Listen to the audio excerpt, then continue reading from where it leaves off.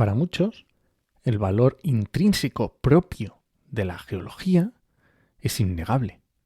Pero si además le unes el valor del territorio, del rural, de las personas, ¡buah! Esto ya es espectacular. Comienza Actualidad y Empleo Ambiental, un podcast de Juan María Arenas y Enoc Martínez.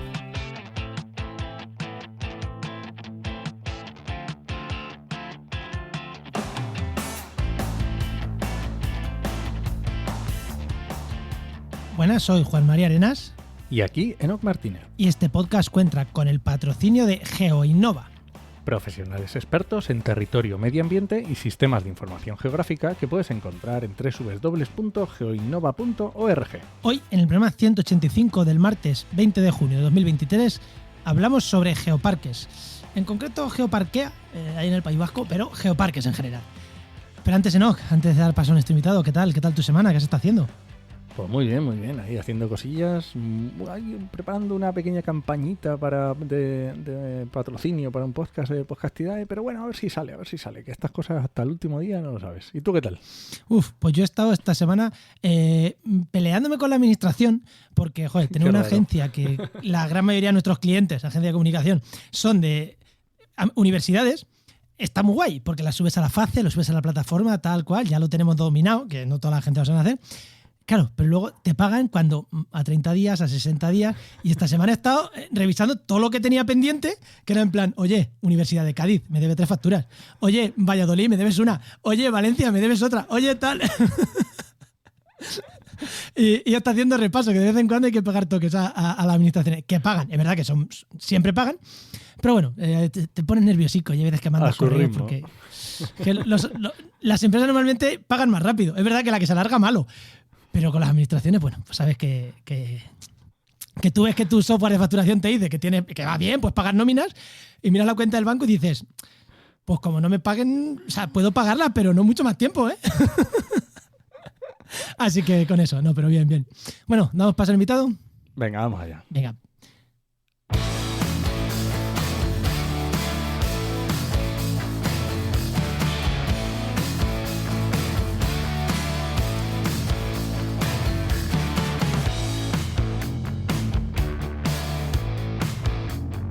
Pues hoy tenemos con nosotros a Asier Hilario, que es doctor en Geología y coordinador científico del Geoparque Mundial de la UNESCO de la Costa Vasca, Geoparkea, y presidente de la Comisión Internacional del Patrimonio Geológico de la Unión Internacional de Ciencias Geológicas.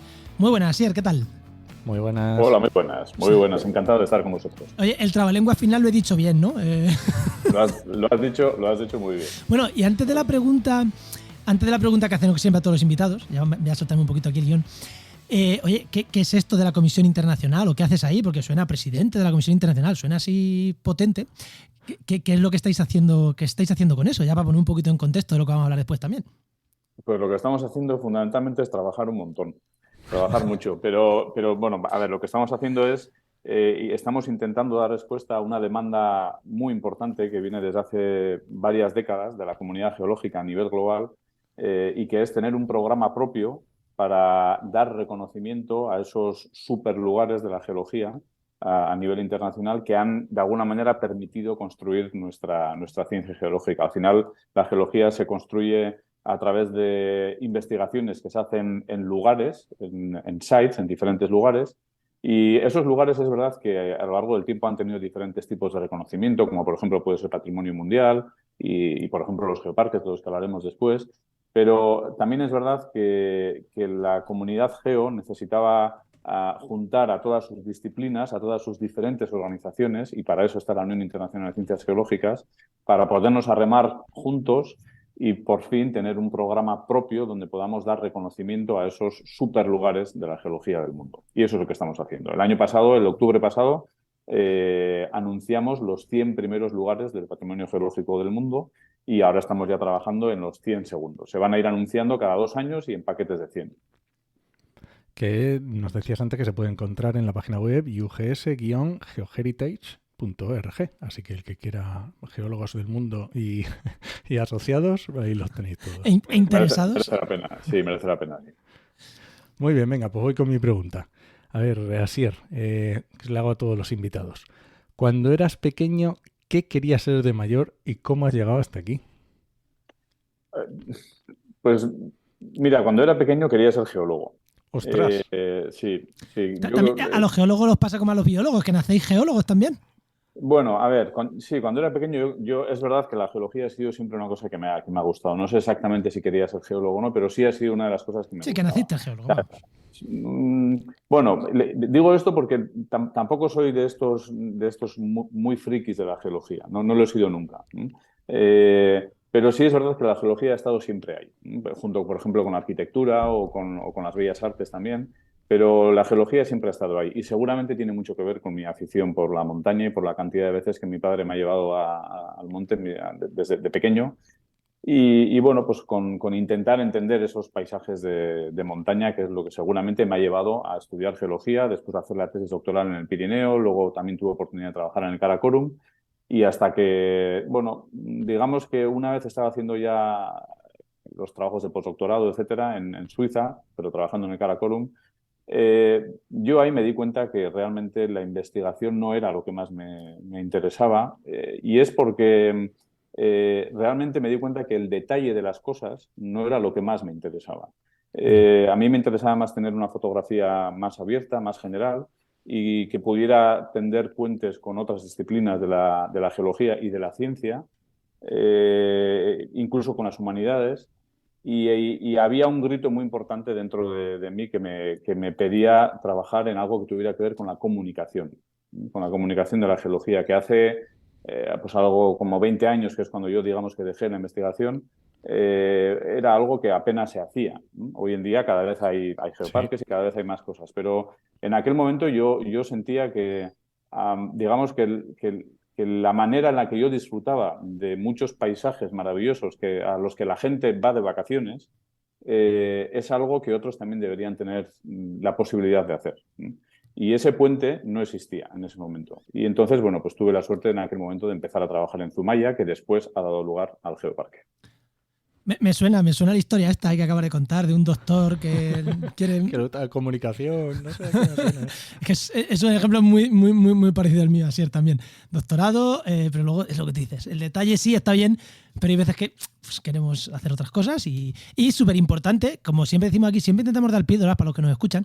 Oye, que siendo doctor te abre también muchas puertas. O sea, que si estás con el doctorado y ves que tu camino no es la ciencia, acábalo, porque seguro que, a mi caso he pasado, en el de editor, seguro, el de Asier, también te abre puertas, o sea, que está guay. Y lo de soy doctor, ostras, te enseña unas soft skills, por así decir, la ciencia, que te las puedes llevar al campo profesional, como seguro, Asier, que tú te has llevado, seguro, 100%, ¿no? Bueno, yo creo que hacer un doctorado es una cosa buena. Es una cosa buena porque ayuda, además de que aprendes mucho sobre un tema que seguramente te interesaría en aquel momento, te interesa en ese momento. Yo creo que te ayuda mucho a entender cómo funciona la ciencia, cómo funciona la investigación en general, no solamente en ese tema en particular. Te ayuda a organizar ideas, te ayuda a planificarte en el trabajo. Y bueno, yo creo que de alguna forma te da una seguridad que no es fácil de conseguir de otra manera. Entonces, realmente no me parece muy importante si después de hacer el doctorado te vas a dedicar a la investigación o no. Hacer el doctorado per se me parece que es una cosa positiva. Totalmente de acuerdo. Totalmente. Bueno, ¿pasamos de tema? Venga, vamos al tema.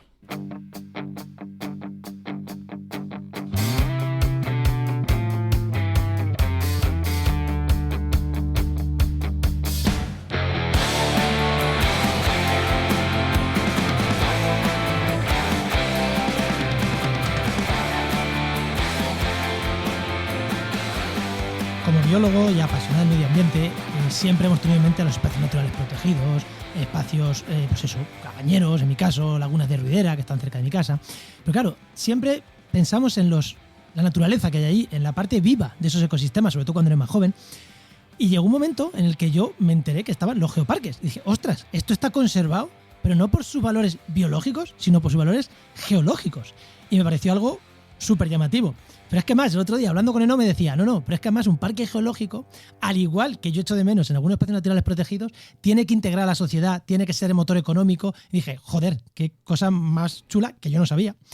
Y que por eso tenemos hoy aquí a Asier hablarnos de esto, ¿no? Que los parques estos, los geoparques, son una algo parecido a los espacios naturales protegidos, pero focalizando sobre todo en la parte geológica y en esa parte social, ¿no? Así que también tienen los geoparques por detrás, que no es solo proteger el trozo de tierra que está de interés geológico, ¿no? También hay una parte social ahí, ¿no? Bueno, yo creo que lo has explicado muy bien. Los geoparques, yo lo suelo decir muchas veces, los geoparques, para mí, sobre todo, son una buena idea. Son una idea muy sencilla y son una buena idea. Y que parte, es una idea que nace en el año más o menos 2000, que es cuando digamos que ratifica la Red Europea de Geoparques. De hecho, se hace en el municipio de Molinos, en Teruel, porque Maestrazgo es uno de los geoparques fundadores. Y fijaros si es una buena idea que en solamente 23 años, desde el año 2000 hasta hoy en día, aquella idea peregrina de 4 geólogos, que era un español, un francés, un alemán y un griego, esto es un poco como el chiste, pero es así. Lo que pasa es que en este caso aquella idea peregrina de pensar que la geología tenía un valor per se, más allá del valor de explotación que se había, digamos, que utilizado normalmente, que tenía un valor per se y que podía ser motor de desarrollo o por lo menos ayudar en el desarrollo de algunas zonas despobladas de Europa, aquella idea original y un poco peregrina, pues continuó y poco a poco fue creciendo, se fueron adhiriendo nuevos territorios. Y fijaros si aquello fue una buena idea, que en solamente 23 años, hoy en día, somos, si no me equivoco, 195 geoparques en 48 países diferentes del mundo. Y desde el año 2015 somos un programa propio de la UNESCO, como lo es, por ejemplo, las reservas de la biosfera o el patrimonio mundial. Y esto es muy relevante, porque la UNESCO no creaba un programa propio de reconocimiento de lugares desde la década de los 70. Ha tenido que pasar casi 40 y pico años para que, bueno, digamos que se reconozca un programa donde la geología, en este caso, es protagonista. Pero como decías tú, los geoparques, para mí, uno de los motivos principales, tienen 2 motivos principales por los que han tenido semejante expansión y por los que son una buena idea. El primero, para mí, es partiendo desde la comunidad geológica, haber tenido la visión de que tenían que tener una visión mucho más amplia, en la que se integrasen el resto de los valores del territorio. De hecho, un geoparque lo que busca es establecer los puentes, los links, las conexiones entre esa geología y todo lo demás.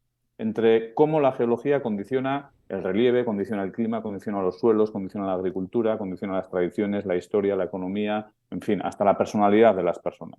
Generar esos vínculos con el sustrato, vamos a decirlo así, y con la historia de millones de años que hay detrás de ese sustrato, es parte para mí del éxito de este programa. Y el otro pilar, el otro acierto fundamental, es plantear los geoparques como proyectos de desarrollo local, fundamentalmente como proyectos de desarrollo local. De hecho, los geoparques per se no tienen una normativa de protección. Tú necesitas tener una geología de relevancia internacional, que tiene que ser, en este caso, verificada por la Unión Internacional de Ciencias Geológicas, y la necesitas tener protegida por instrumentos legales propios, ya sea locales, regionales o nacionales. Pero la figura del geoparque per se no te va a dar un reconocimiento, una forma legal para proteger. Es más una protección indirecta, a través de la implicación, de la puesta en valor y de la implicación de la sociedad. Vale, o sea que para que haya un geoparque en cualquier sitio, de hecho el que geoparquea, por ejemplo, tiene que tener otras figuras de protección como espacio natural protegido, parque nacional, parque natural, Red Natura 2000, tiene que tener otras figuras que sean ya de protección per se, que igual en muchos casos están pensadas para otro tipo de, como he dicho yo, más a nivel a lo mejor de vegetación o de animales o de ecosistemas, ¿no? A lo mejor más a otro nivel, que ojo, no quiero separar, muchos de los ecosistemas peculiares que tenemos en España son así por la parte geológica que tienen. Te vas a Sierra Bermeja y es como es por el tipo de roca que tiene, por poner un ejemplo, de aquí de Andalucía, ¿no? O sea, que eso también es... Vale, sí, o sea es así, es como lo has dicho tú. Al final, esos lugares de interés geológico de relevancia internacional, los que son de relevancia internacional, el resto no es necesario que estén protegidos, pero esos sí necesitas demostrar que están protegidos. Y lo que, como bien has dicho tú, suele ocurrir es que muchas veces están protegidos por instrumentos legales que originalmente fueron más diseñados para proteger la parte biótica de la naturaleza, pero que digamos que sin querer, en muchos casos, han protegido también la parte abiótica. Dígase, por ejemplo, el Parque Nacional de Ordesa o el Parque Nacional de Lanzarote o en nuestro caso el biotopo protegido del tramo litoral de Bazumaya, que en este caso sí que fue un espacio natural protegido específicamente diseñado para el tema geológico, pero digamos que es un caso poco habitual. Los hay, no es el único, los hay. Vale, y otra cosa te quería preguntar, porque decías que había 190 y pico y estábamos hablando de que decías que esto es la forma de ver el éxito, pero ¿se regalan? Quiero decir, cualquiera que quiera puede decir, yo aquí un geoparque, venga, geoparque para ti, quiero decir. Esa es una buena pregunta. No se regalan. Y desde que somos marca UNESCO, mucho menos. Desde el año 2015 mucho menos, porque los procesos de entrada son en todos los sentidos más complejos y más exigentes. Cuando uno quiere ser geoparque, lo primero que necesita tener es, lo que ya he dicho, un patrimonio geológico de relevancia internacional, que tiene que estar verificado, en este caso, no por la UNESCO, sino por la Unión Internacional de Ciencias Geológicas. Muy bien. ¿Eso qué quiere decir? Que la iglesia de mi pueblo no sirve para ser patrimonio mundial. Eso lo entiende todo el mundo. Así que el monte bonito de mi pueblo, los acantilados bonitos de mi pueblo, quizás no sean suficientes para ser geoparque. Necesitan ser relevantes a nivel internacional. Pero eso no es suficiente. Después lo que necesitas tener es un buen proyecto en el que consigas utilizar ese recurso geológico para generar desarrollo, para generar movimiento, para generar dinámicas en el territorio. Y además necesitas funcionar ya como geoparque generando esas dinámicas antes de aplicar a la UNESCO, al menos 2 años antes de aplicar a la UNESCO. Normalmente, como norma, cuando vamos a partir de que un territorio tiene esa geología de relevancia internacional y empieza a pensar que quiere ser geoparque. Y entonces lo que tiene que hacer es empezar a tocar a todos los agentes públicos y privados que actúan en el territorio para decir, oye, ¿qué os parece si vamos a por esto? ¿Y qué os parece si trabajamos juntos para ir a por esto? Porque es la única manera de hacerlo.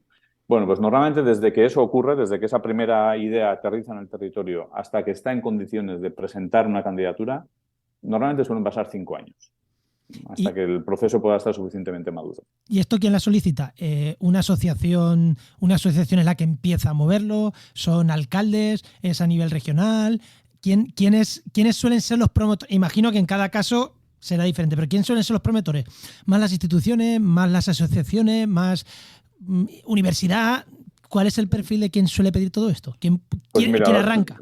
Lo has hecho muy bien. Hay un poco de todo y están todos los que has hecho tú. A veces suele ser la universidad, a veces suelen ser los municipios, a veces es una asociación, un grupo de acción local, un grupo de desarrollo rural y depende mucho de cada territorio. En España tenemos ahora mismo 15 geoparques, si no me equivoco, 15 o 16, y tenemos modelos de todo tipo. Lo que sí es importante es que un geoparque en España y en cualquier otro país son proyectos que vienen de abajo arriba, que se generan de abajo arriba. Y entonces normalmente suele partir de los municipios. Normalmente suele partir de la suma de municipios que luego esto puede aglutinar a una región, a una comarca, a un grupo de acción local, etcétera. Pero normalmente debería de partir desde ahí y tener el apoyo de organismos supramunicipales, como pueden ser las diputaciones, los gobiernos regionales, que de alguna forma le van a dar más estabilidad al proyecto. Pero tiene que ser algo que claramente parta de abajo arriba. En los temas de medio ambiente igual muchas veces al revés, de arriba abajo, que es casi la manera de proteger algunas cosas. O sea, me gusta también ese enfoque porque lo hace más integrador. La base cree en el proyecto, es la forma de que el proyecto salga adelante. Eso es evidente. Yo creo que está totalmente relacionado con la filosofía de lo que es un geoparque, que es una herramienta de desarrollo local. Que no es lo mismo que diseñar un parque natural o un parque nacional, porque tu objetivo principal es proteger una especie o un ecosistema. En este caso, tú lo que quieres es generar dinámica en el territorio. Si tú no haces partícipe a los agentes del territorio desde el principio del proyecto, pues con dificultad después vas a ser capaz de generar esa dinámica. Sí, pero en los espacios naturales se vende también como que va a ser eso.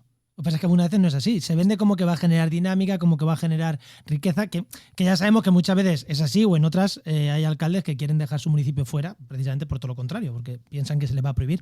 Oye, y cuando hablabas, voy a contar otra pregunta, cuando hablabas de estas generar dinámicas, ¿qué dinámicas se pueden generar o qué se puede cambiar en una zona que quiera ser geoparque que digas, no, es que este tipo de cosas son las que van a hacer trabajar que mejor parque? Por ejemplo, a mí se me viene a la mente claramente el turismo, que se haya hecho un turismo orientado a mostrar esa zona, a explicar esa zona, a conservar esa zona. Pero ¿hay alguna cosa más Bueno, igual he metido la pata con el turismo, pero yo se lo veo más o menos evidente. ¿Hay alguna otra cosa que diga, ostras, pues esto también suele ser una cosa que se suele hacer en todos para para entrar en esas dinámicas, esos 2 años que hay que estar haciendo ese trabajo? Bueno, a ver, yo creo que más o menos cada geoparque es diferente y tiene objetivos diferentes, pero más o menos todos más o menos buscan, no es del todo así, pero bueno, es habitual que un geoparque busque convertirse en un polo de atracción turística, hacer que ese territorio, porque es un geoparque, porque tiene un recurso especial y porque ese recurso se investiga, se pone en valor y se conserva, se genera un producto turístico en torno a ese recurso. Y un geoparque, de alguna forma, sí busca que haya un movimiento de geoturismo, en este caso, que es un turismo responsable, un turismo sostenible, vamos a decir, que de alguna forma genere movimiento en el territorio. Pero no solamente eso, no se puede limitar solamente a eso, porque eso al final, por mucha gente que el geoparque sea capaz de atraer, al final va a beneficiar a unos pocos, a la gente que se dedica al sector. Claro. Y tenemos que buscar que un geoparque sea beneficioso, no solamente desde el punto de vista económico, que sea beneficioso, si quieres, desde el punto de vista casi espiritual, desde el punto de vista de formación. Es decir, que la gente que vive en el territorio tenga una percepción, tenga una comprensión mejor de los valores del territorio. Y teniendo una comprensión mejor de esos valores del territorio, digamos que se sienta más, por decir así, más orgullosa y más cómoda y más feliz viviendo en ese territorio. Y eso, por ejemplo, se puede hacer a través de programas de educación que todos los geoparques tenemos, que lo que hacen es incluir en el currículum de las escuelas del geoparque todas aquellas cuestiones de valor del territorio. De manera que los chavales, cuando terminan a los 16 años su educación obligatoria, pues han tenido acceso a conocer de primera mano, in situ, tocar cuáles son esos valores. No solamente geológicos, también biológicos, también culturales, históricos, etcétera. O generar una dinámica de que haya diferentes ciclos formativos, de charlas, hacer que venga gente interesante a hablar a tu territorio, que eso muchas veces, si no hay alguien que se preocupa por hacerlo, pues no ocurre. No ocurre. Y entonces a veces cuando se generan esas dinámicas, esos reconocimientos de organismos exteriores, un catedrático que viene a dar una charla diciendo que la laguna de tu pueblo es muy especial, bueno, pues oye, eso hace que la gente de la laguna de ese pueblo, que nunca le había dado mayor importancia, pues de repente quizás la vea con otros ojos. Pero, Oye, sí pero y esto es importante verlo así, y no solamente como un recurso, digamos, que turístico, porque fijaros, hay geoparques muy diferentes. En el nuestro fue un geoparque que tuvo una vocación claramente de investigación, por un lado, porque el Flix de Zumaya es un lugar muy potente científicamente, y por otro lado, de generar un producto de geoturismo en torno a esto. Pero fijaros geoparques como Lanzarote, por ejemplo, o geoparques como Cabo de Gata, por ejemplo, que seguramente no buscan atraer más visitantes con un geoparque y aunque lo buscasen no lo iban a conseguir. Lo que están buscando con un geoparque es otra cosa, es un añadido a la cantidad de visitantes que ellos tienen y una manera mejor de gestionar esos visitantes o quizás una manera mejor de llegar a los habitantes de esos territorios.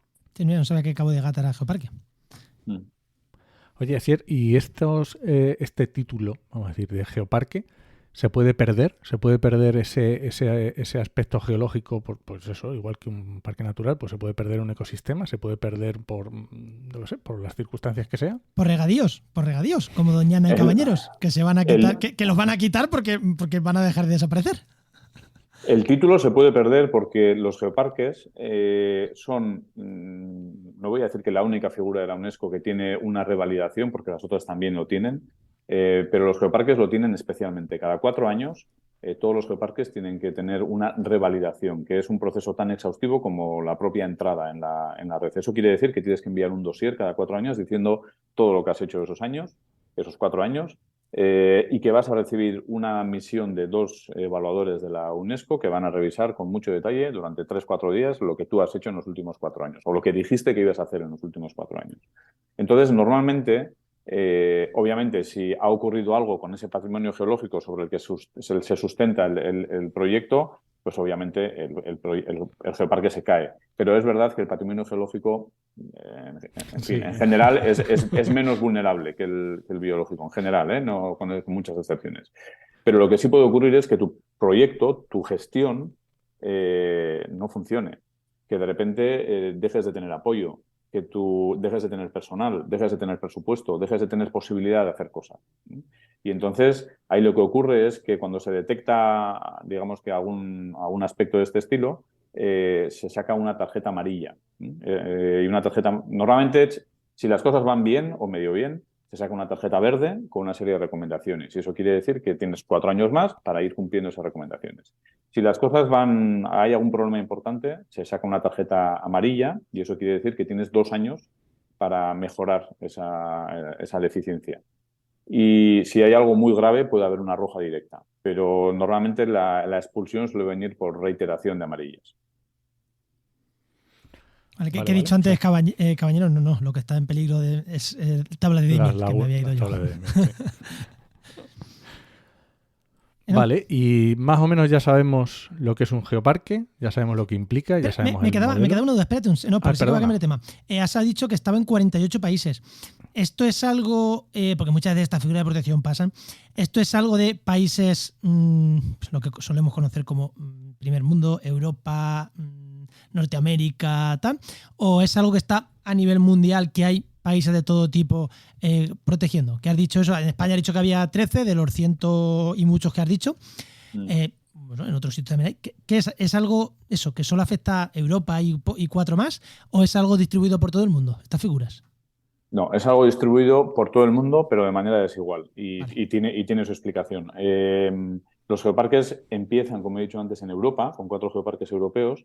Y entonces, pero en China hoy en día donde más geoparques hay es en Europa y en China. Y esto tiene su razón. En Europa porque es el lugar donde empezó la idea, y en China porque en China paralelamente había un movimiento muy similar al de los geoparques europeos que al final vienen a confluir en el año 2004.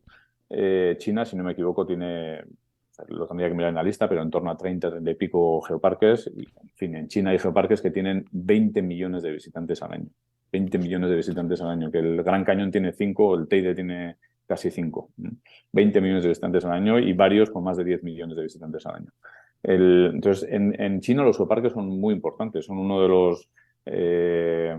son, digamos que como casi los parques nacionales en Estados Unidos. Son esos lugares donde la gente va a contactar con la naturaleza, pero también son un poco parque temático. En fin, son figuras diferentes, pero son importantes en China. Y respondiendo a la pregunta, hay muchos en Europa, hay muchos en China. Empieza a haber bastantes en Latinoamérica, ahora ya casi en no todos los países, pero en muchos países empieza a haber ya bastantes en Latinoamérica. Hay en Canadá, hay en México.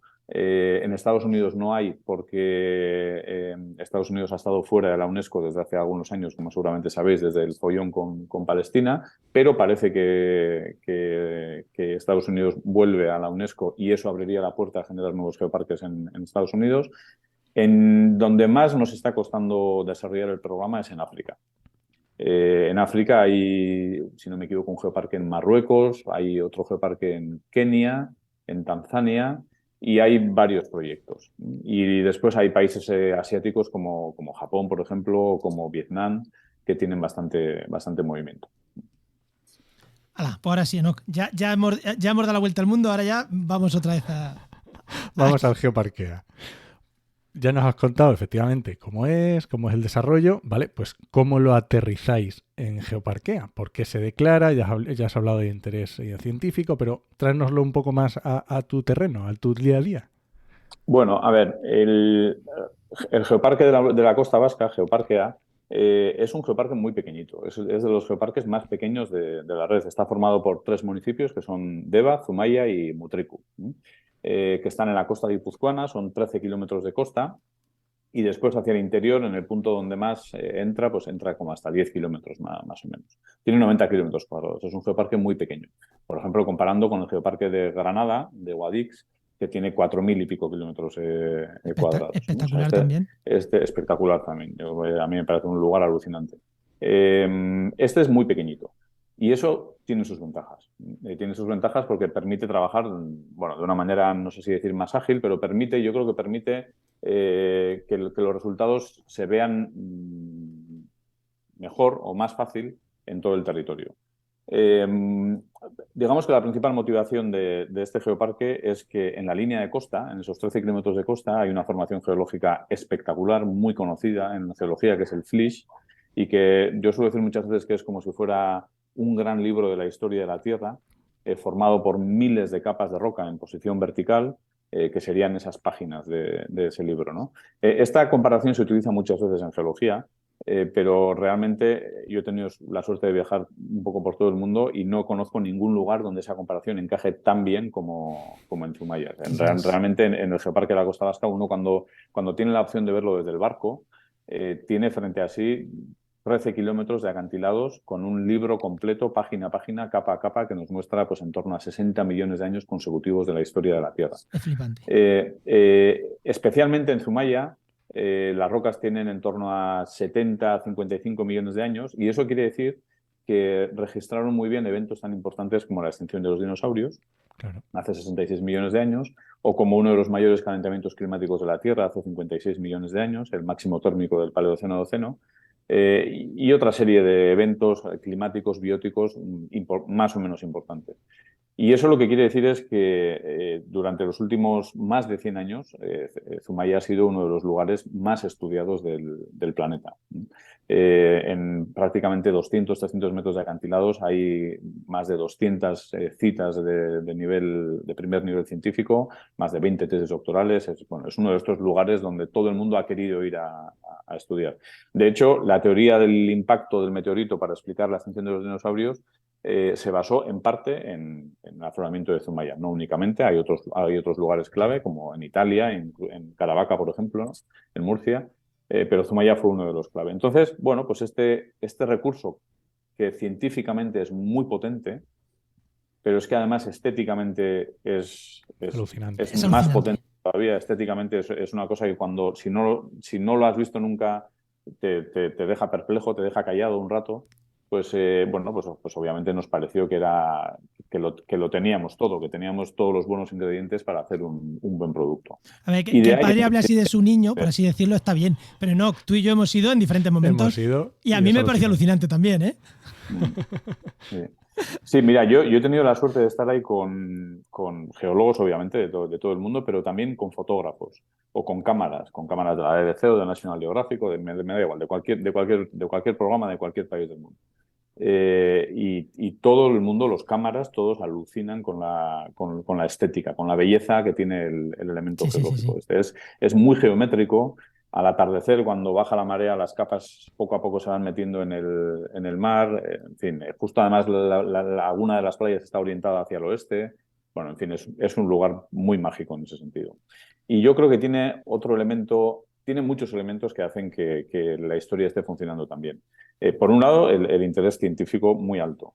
Además, que la historia que se puede contar es una historia muy atractiva, porque tiene que ver con la extinción de los dinosaurios, con impactos meteoritos, con cambios climáticos, etc. Es muy estético, es muy, muy estético, es muy bonito. El paisaje es muy bonito. Está el mar cerca. Y hay una cuestión que a mí me parece importante, y es que es abarcable, tiene una dimensión abarcable.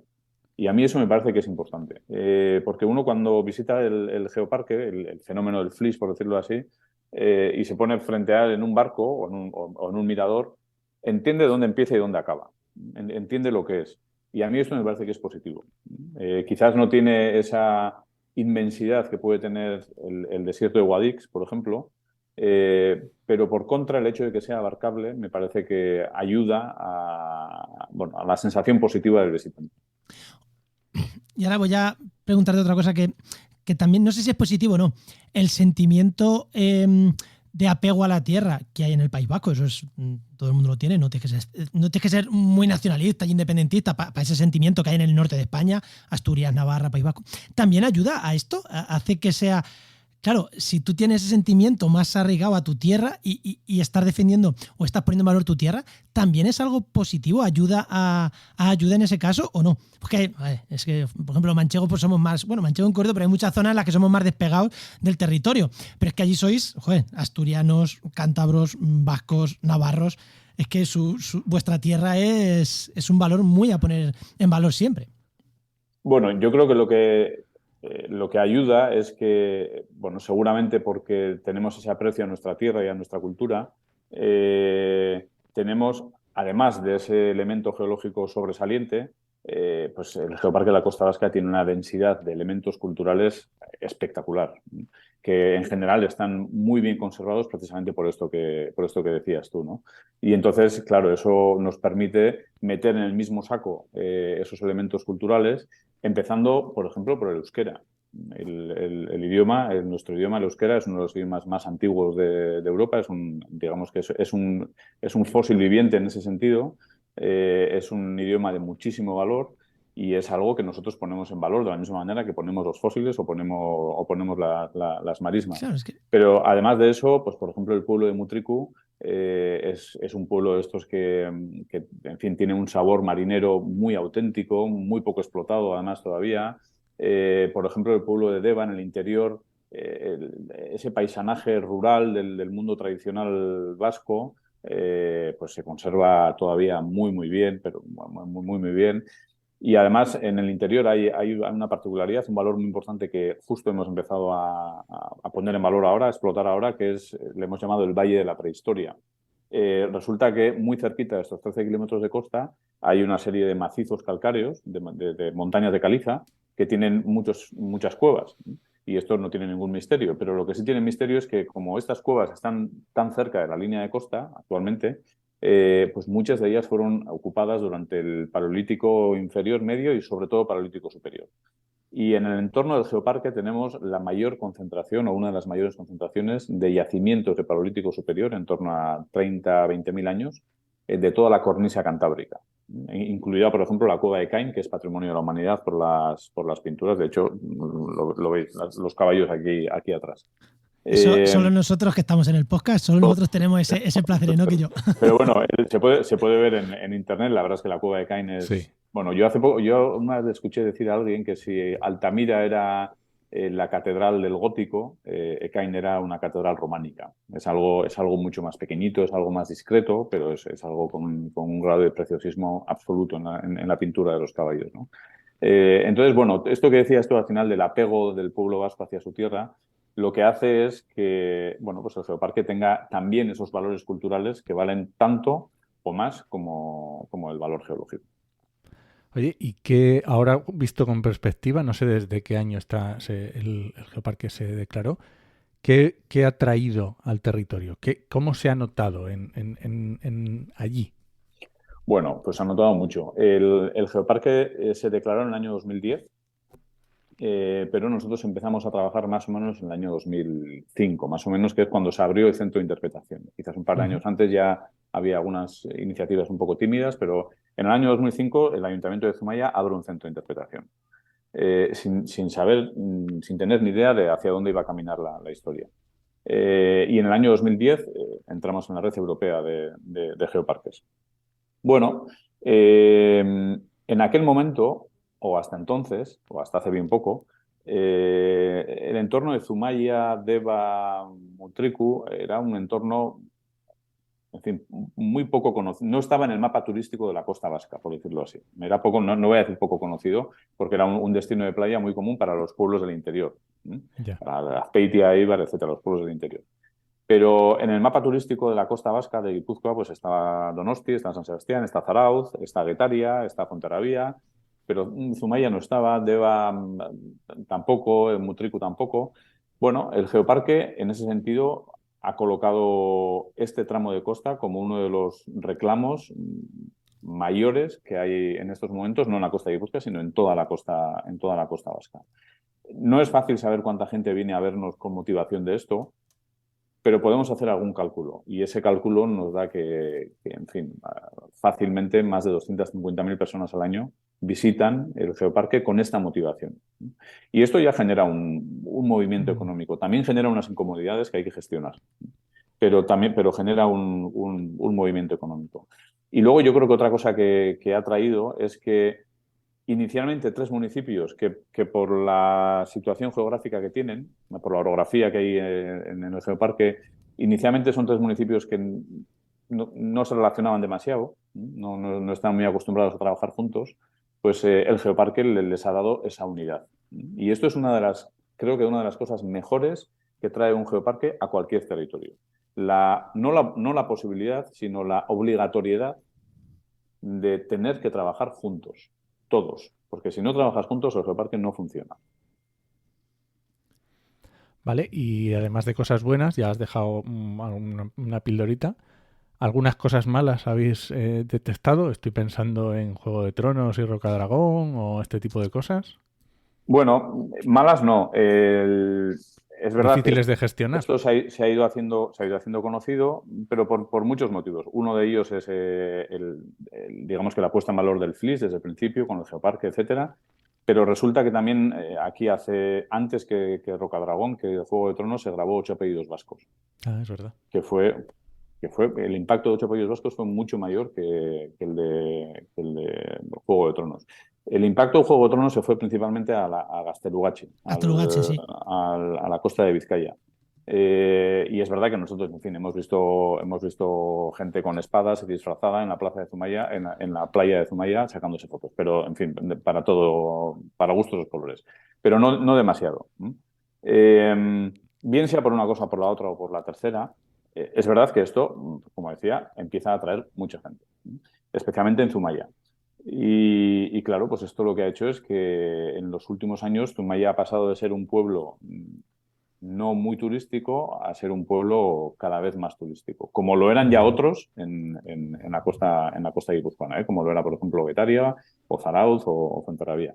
Y entonces, bueno, pues ahí hay un proceso de adaptación que genera algunas incomodidades y obviamente algunos movimientos, no voy a decir en contra, pero sí algunos movimientos que pueden tener alguna discrepancia con el proceso. Pero bueno, creo que entra dentro del proceso natural de una situación como esta.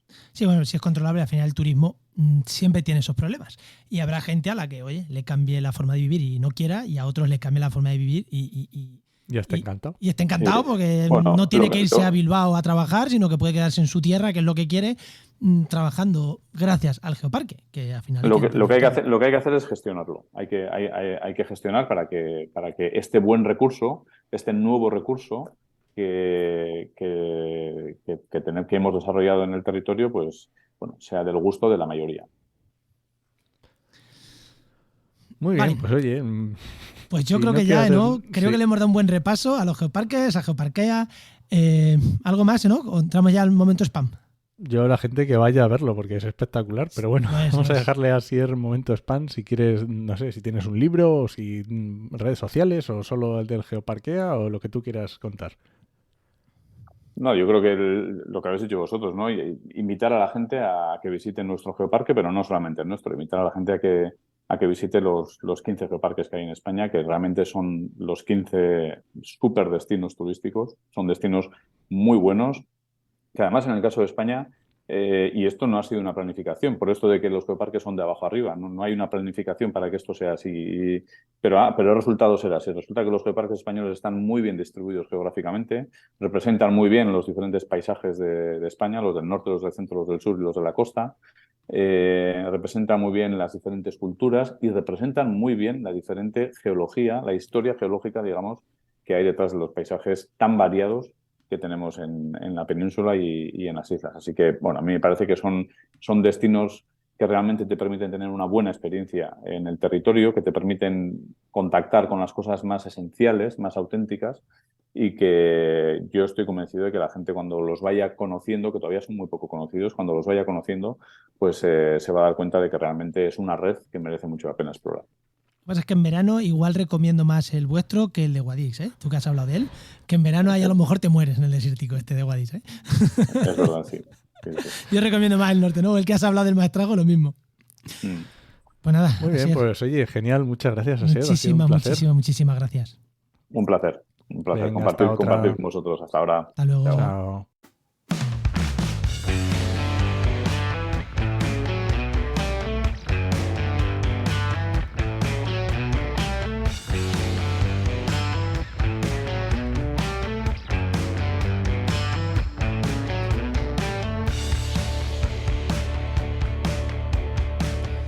Pues ya vamos, continuamos aquí con la sección de Luis, de nuestro amigo Luis, director de Heinova, que nos movemos del Geoparque, nos vamos unos metritos a Pamplona, que está cerca, visto desde el sur, están al lado, las dos cosas que hemos estado hablando hoy. Nos vamos unos metritos hacia Pamplona, unos kilómetros, un ratillo viajando, y para tener aquí a Luis. Muy buenas, Luis, ¿qué tal? ¿Qué tal? Muy buenas, Luis.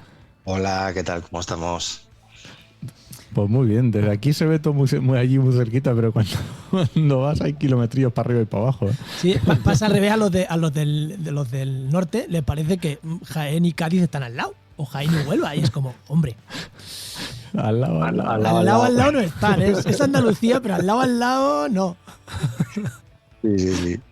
Bueno, venga. Porque toda Andalucía está todo cerca. Está todo cerca. cerquísimo. Bueno, vamos a ver, ¿qué vamos a hablar hoy? Hoy vamos a hablar, tengo aquí trabajos fin de máster. ¿Cómo que trabajo fin de máster? ¿Qué es esto? ¿Cómo que trabajo fin de máster? ¿Qué tema es este?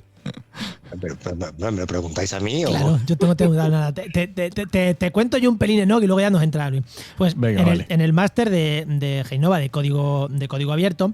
Ah, bueno. Que yo lo apunté Vale. Yo lo sé, que hace poco han defendido los trabajos fin de máster, pues los alumnos que han estado haciéndolo.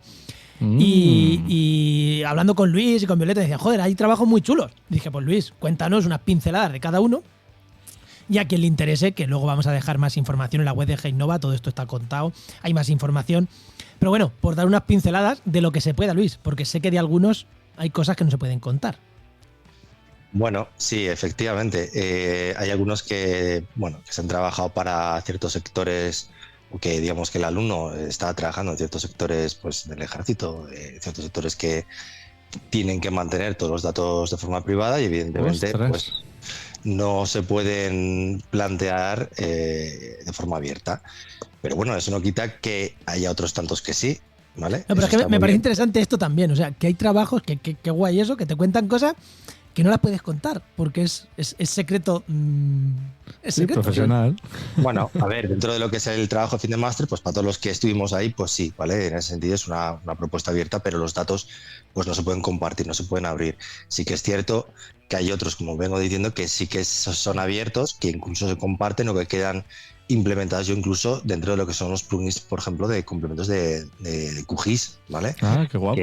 Claro, es que dentro del máster una de las acciones que tenemos de convenios es con la asociación QGIS y entre una de las cosas que hacemos es intentar fomentar el desarrollo y el uso de esta aplicación y entre ellas pues intentar sacar diferentes plugins que se puedan compartir y que se puedan trabajar y que el resto de la comunidad científica y comunidad profesional puedan utilizarlos y aprovecharlos. Pues cuéntanos alguno de esos, Luis, ya que estás. Bueno, por ejemplo, a ver, hay uno que a mí me encantó bastante por la cantidad de trabajo que tenía detrás de limpieza de datos, ¿vale? Porque había mucho trabajo y cómo se tenía que integrar toda la información desde las diferentes fuentes de datos abiertas y a través de las APIs, cómo se cogían. Que se trata de un plugin para la descarga de datos meteorológicos a través de la API de la EMET. ¿Vale? Sí, me interesa, ¿eh? Sí, pues está muy chulo. Es un plugin que desarrolló Florentino Mostaza, ¿vale? Uno de nuestros alumnos estrella. Bueno, la verdad es que todos han hecho unos trabajos excepcionales. Y bueno, a través de tenéis el plugin lo tenéis ya en su GitHub, creo que también estará ya subido a estas alturas como complemento. Y bueno, al final lo que hace es intentar preparar todos estos datos en los cuales puedes descargarte a través de una descarga masiva por provincias de los datos meteorológicos de las últimas 24 horas o datos meteorológicos diarios, mensuales, etcétera. Bueno, todos estos son datos que tú puedes ir recopilando, puedes ir organizando y te puedes descargar todo eso, ¿vale? Esto que parece así algo sencillito, ¿vale? Esto puedes cargar. No es tan sencillo. No. Y que lo bueno es que ya está todo georreferenciado y está geolocalizado, con lo cual tú puedes a partir de ahí empezar a trabajar a nivel geoespacial toda esta información, claro. Que es brutal. Pues claro, es que esto da para ciencia, da para muchas cosas ahí, para sacar datos. Este trabajo en la web de Heinova, en la sección nueva de trabajos fin de máster y trabajos de alumnos, tenéis una explicación un poquito de este trabajo que si os interesa pues podéis ir a buscarla, que ahí está. Y si no os la encontráis, pedírnosla a Luis o a mí y os la pasamos. ¿Alguno más, Luis, que te haya molado? ¿Alguno más? Pues hay, por ejemplo, uno que está muy chulo también, que es un visor destinado a ofrecer toda la información posible en el ámbito de las carreteras del Estado. Vale, y esto dice, bueno, si hay alguna información que te dan desde la DGT o desde de infraestructuras, etcétera, pero bueno, en realidad no la tienes toda agrupada, tienes que ir saltando de visores, etcétera, ¿vale? Y realmente no solo estamos hablando de información puntual, ¿vale? Sino de cosas muy interesantes como pueden ser las afecciones que tienen las carreteras a lo largo de todo el proceso, ¿vale? En su proceso de construcción, en su proceso de fundamento, etcétera. Es algo súper interesante y que realmente implica una cantidad de trabajo monumental por detrás a la hora de gestionar esa carga masiva, ¿vale? De datos. Este visor en este momento solo está delimitado exclusivamente a la provincia de Ourense, ¿vale? Y digamos que es un objetivo, digamos, es un origen, ¿vale? Creo que de hecho se llama así, este visor.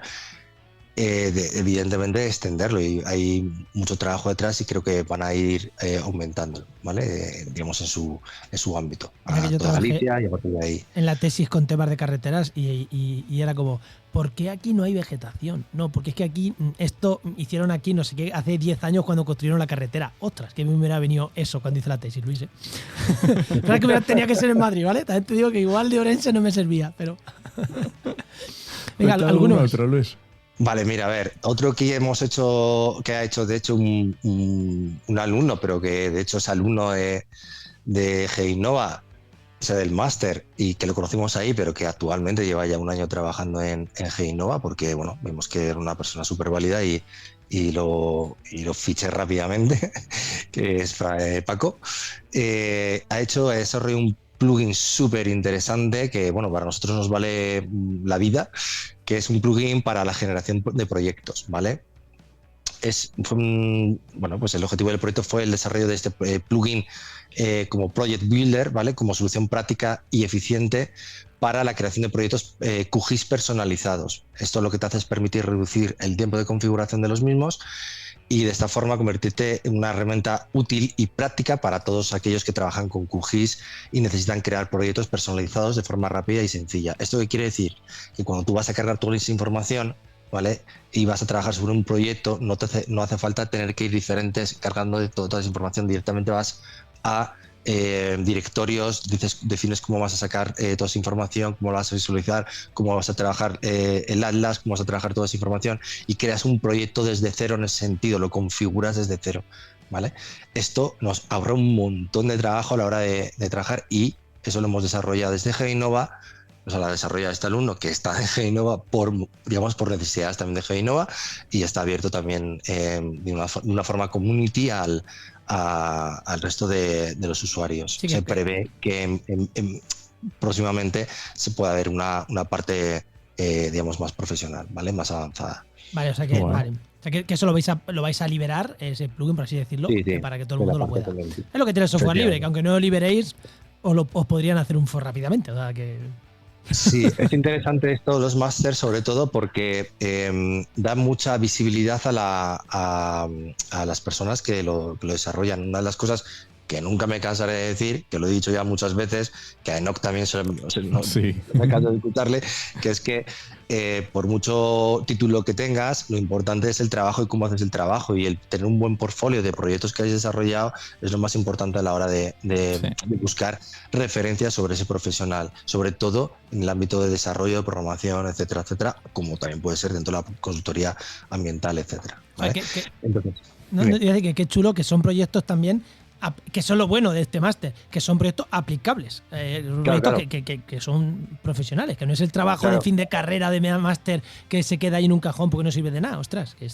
No, de hecho, mira, por ejemplo, Florentino ya está trabajando para Basoinsa gracias a que empezó a trabajar también las prácticas de empresa del máster y ya está ahí en Basoinsa.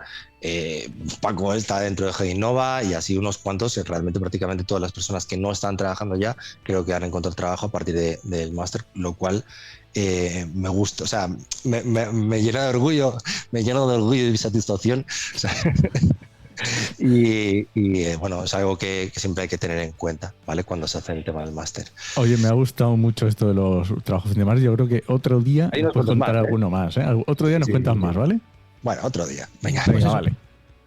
Pues nada, Luis, pues muchísimas gracias y te emplazamos a que nos cuentes más el siguiente día. Venga. Venga, Muy bien. gracias, Luis. Venga, Juan, chao. No. Pues recuerda que este podcast te llega gracias a nuestro patrocinador, a GeoInnova, Profesionales expertos en territorio, medio ambiente y sistemas de información geográfica. que puedes encontrar en www.geoinnova.org.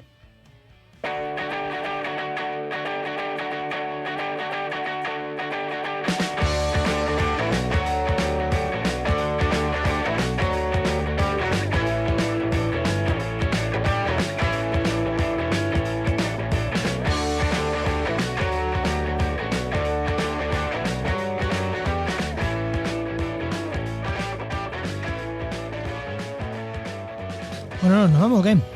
Pues sí, vámonos. Y antes te voy a contar un podcast que bueno, es muy conocido porque sale en la cadena SER, pero me encanta, porque a mí todo lo que hace Ignatius me encanta, que se llama Segunda Acepción. Ah, Te segunda tiene que acepción.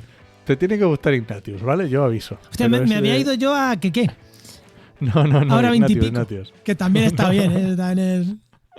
Pues este es Miguel Maldonado, que no sé si sabes qué, Sí, qué claro, el cómico es. murciano. Murciano, efectivamente, y Ignatius, y entre los dos eso es un... Ostras, porque, ostras, pues ese le va a dar una escucha, porque Ignatius con Keke y Broncano, que sí, que bien, que también son, pero Maldonado me parece que va un punto más allá de Keke y de Ignatius, y de Es Héctor una de Miguel mezcla- y de Broncano. Creo que va un pelín más para allá, o sea que tiene que ser Es una hard mezcla también, ¿eh? espectacular, ¿eh? Ya verás a ver. Sí, no, pero te tiene que gustar Ignatius, es verdad que Sí, te tiene que gustar. Pero bueno, yo lo recomiendo. ya cada uno ¿Vamos? ya que oye, es como si te recomiendas ver la final de la Champions, pues te tiene que gustar el fútbol. Por muy buena que sea. Claro, pero muy bueno, o sea, o una etapa del Tour. Efectivamente. Pues si no te gusta, pues... Bueno, anda, venga. ¿Nos vamos?